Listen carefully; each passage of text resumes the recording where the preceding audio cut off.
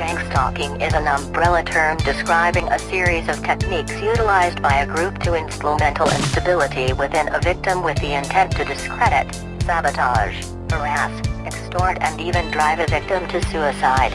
A victim of gang-stalking can have their reputation, credibility, careers, relationships and entire life put into ruins. Techniques such as mind games, perception manipulation, organized stalking, covert harassment, constant surveillance and possibly electronic harassment are used to push a victim to mental instability. Gang-stalking subreddit. Targeted individuals, T.is. Describe trips on public transport where people have appeared to be watching or following them.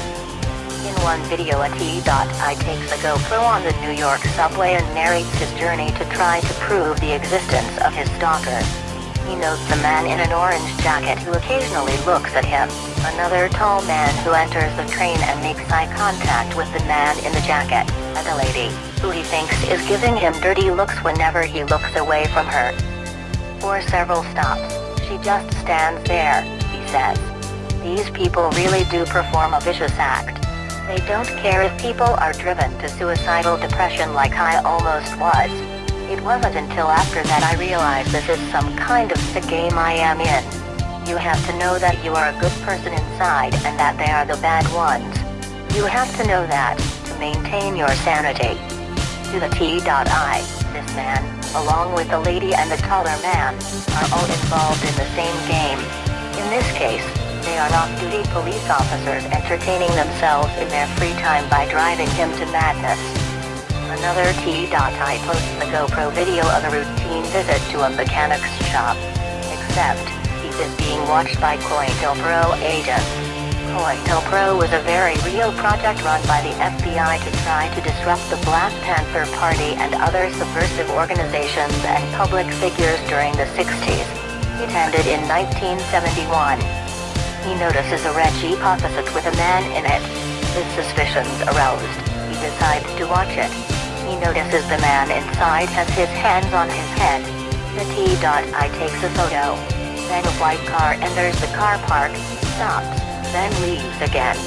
The occupant of the Jeep immediately gets out, looks towards the white car and walks inside the shop with his phone to his ear.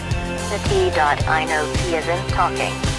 In the T.I's alternate reality, the man has his hands on his head because he is distressed at the T.I noticing him.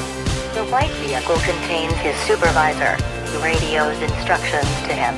Following those instructions, the man in the Jeep maintains cover by leaving his car and entering the shop like a normal customer, pretending to be on the phone. These agents are conducting what T.I is termed conspicuous observation, monitoring the T.I in broad daylight, a tactic intended to be menacing. But in reality, as in the first video, the only surveillance is being carried out by the T.I himself, and the people he videos are just normal people going about their normal lives.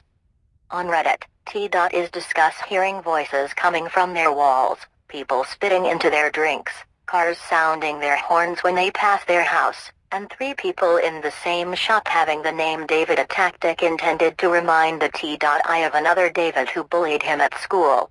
Others discuss seasonal ups and downs of their gang-stalking. WTF happened this holiday season? I know these useless pieces of dog shit get even crazier at this time. Unknowingly been targeted a little over 6 years.